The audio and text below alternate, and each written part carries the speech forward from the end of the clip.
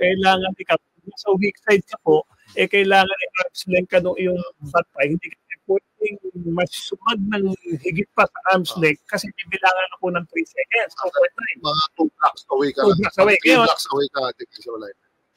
Pag tawag ka ng defensive line, meron warning. Yung second infraction, it's technical foul.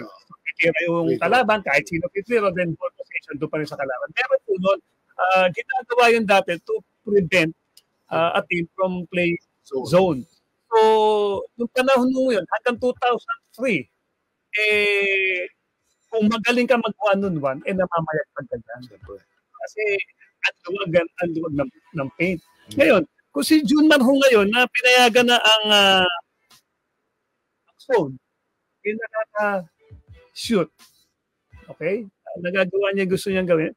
Paano? Doon dati na maluwag ng paint. Okay? At kung sabihin mo naman nandiyan yung mga the likes of sige, okay, si Taulaba, ako kasi bumabase. Ito kasi pinag-uusapan natin, kung titignan ko kanya-kanyang opinion. Ako naman bumabase ako sa numero. Okay? At doon na tayo magbasihan. Kasi ilang beses po bang naging, let's say, si Danny Sigel o yung kapatid, si Ate, 6'9", kasi si Danny, no? Sigel, 6'7", no? O, naging member ba sila ng defensive team?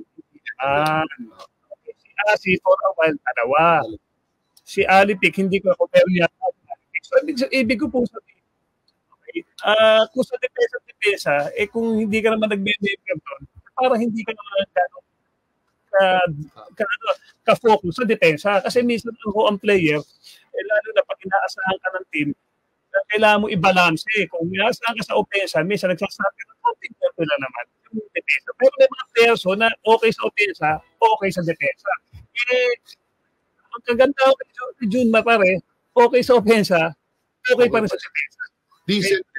Decent defender. Ang nakikita ko na mahihirapan si June na talagang nakapokus sa depensa, na kayang kataman. Kasi may mga defensive player tayo na position na dyan, pero sobrang liit.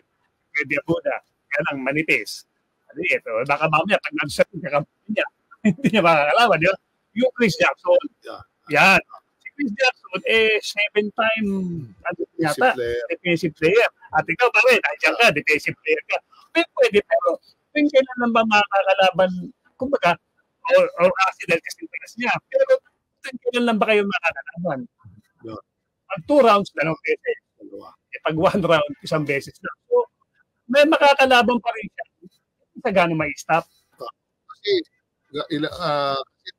yung coach nyo talagang pinaghandaan niya. Kaya kumuha siya ng Chris Jackson dahil para to get rid yung mga tema para hindi mapupunta si Pablo. Si Benji. Because of the coach. Okay. Yun ang at saka ganito yan, okay.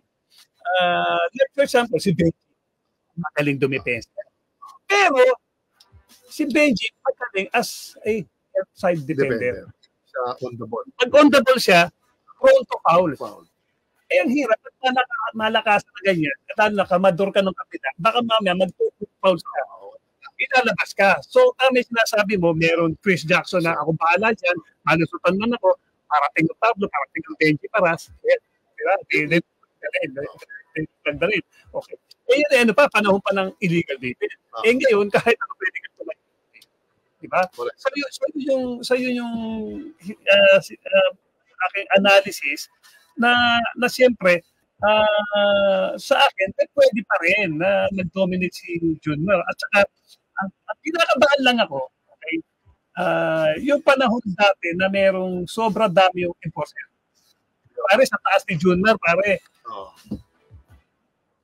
kung ako enforcer ko, I'm 5'10 and a half. Utusan lang ako, kunya, higa ako yung pa. Diba? Pag nahigaan yung pa, mag-ano lang yan, twist lang ng konti yun. Diba? Kasi mga style ng kare, kunyari, tayo before the blues mo, pero ina-atake pa hihigaan yung pa Diba? Hihigaan talaga. Kahit ako, kahit ganito, pag sa mga maliliit na guwade, bibigagawa sa akin, alam ko yung mga style. Ako, pwede din ako yun. So may mga gano'n. Pag nagka-injury siguro, pero hindi makapag-dominate si June Mao.